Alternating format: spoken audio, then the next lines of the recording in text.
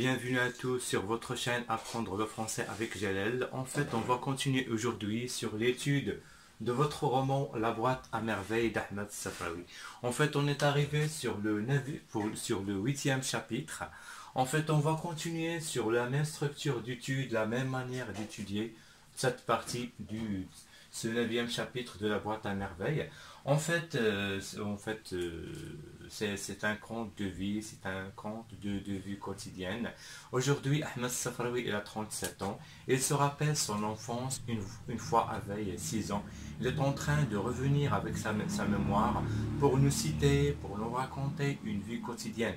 Bien évidemment, sur cette vie quotidienne, on va trouver beaucoup d'événements, beaucoup de personnages et beaucoup d'endroits.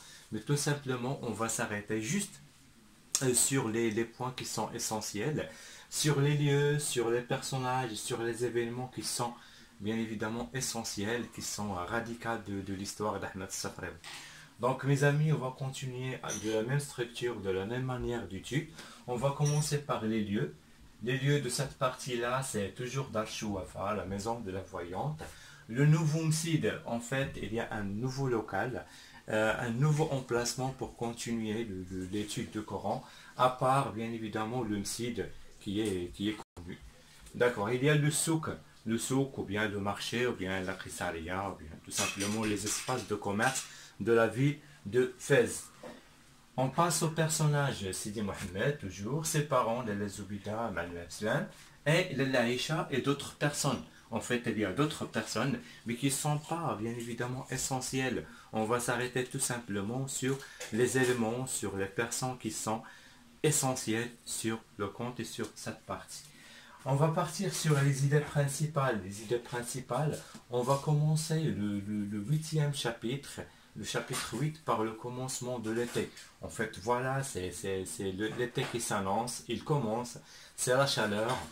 D'accord, donc la vie retrouve sa monotonie après la fête. C'est terminé pour la fête d'Achoura. On va voir d'autres choses. La vie revient à son rythme habituel, journalier. Donc c'est l'été qui commence, on déménage à un sanctuaire proche de Msid.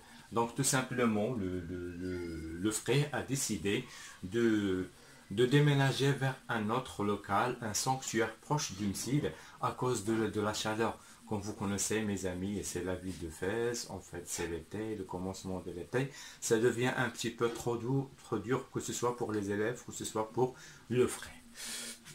Le troisième point, voilà, en fait Sidi Mohamed, il est en bonne santé et il fait des exploits dans ses lectures. Donc il est en train de faire des exploits, de réaliser des réussites sur la lecture du Coran, sur l'apprentissage du Coran. Et en fait, il est en bonne santé, il se sent très très bien, il est toujours joyeux, il est toujours gai. Le quatrième point, en fait, c'est les Zobida. Aujourd'hui, il peut s'acheter des bracelets. Il a toujours souhaité avoir des bracelets à la main. Aujourd'hui, il peut les acheter. Il est allé en compagnie de Lella Aïcha, son ami intime. Ils sortent ensemble pour l'achat de ces bracelets. Mais malheureusement, au souk, Malem Afsam a eu un petit incident, un petit problème ou bien une bagarre avec un certain Delel qui a essayé bien évidemment de les truquer tout simplement. Donc ça arrive à tout le monde. Au souk, dans les marchés, dans les kissarias, on peut s'affronter à des problèmes de ce genre. Donc et c'était une journée, une après-midi qui est très très difficile pour le petit Sidi Mohamed, qui a vu la scène, qui a assisté à cet incident malheureux. D'accord, l'autre point c'est, en fait, Lella Aïcha annonce le mariage de son mari Moulay Al-Harbi. Donc Lella Aïcha, l'ami intime de Lella Zoubida, vient annoncer à son ami le mariage de son mari, malheureusement Moulay Al-Harbi. Il a décidé de se marier à la fille du coiffeur. D'accord. Donc aujourd'hui, il a deux femmes, Lella Aïcha et une autre femme. Donc c'est un incident, c'est un problème un petit peu très très difficile pour une femme. Il vient raconter à son ami. Bien évidemment, Sidi Mohamed, il est là. Il est en train d'écouter, il est en train d'assimiler le problème tout simplement. Le dernier point, en fait, Sidi Mohamed, à la fin de cette journée difficile au souk, à la fin de ces problèmes, de cette situation qui est un petit peu secouante pour lui, il est tombé gravement malade. Donc, c'est la soirée, il s'est trouvé gravement malade, une fièvre qui est très très difficile à supporter. Sa maman, elle est là, il est en train de pleurer, il est vraiment il est choqué par cette maladie qui vient tout d'un coup. Donc voilà, ce sont les voisines. Les voisines qui sont là sont à l'intérieur de la chambre de Sidi Mohamed. Elles sont en train elles sont en train de le consulter, de le voir, d'essayer de venir en aide à sa maman, Lala Zouida, qui est vraiment en situation difficile avec son petit-fils. D'accord? Donc, mes amis, j'espère qu'on a fait un petit tour sur le chapitre 8, le huitième chapitre, qui est bien évidemment, qui a connu trop d'événements, trop de personnages, dans des espaces un petit peu nouveaux pour vous dans l'histoire. Donc, mes amis, j'espère qu'on a fait bien évidemment un petit résumé qui pourra vous être très très utile au moment de votre examen.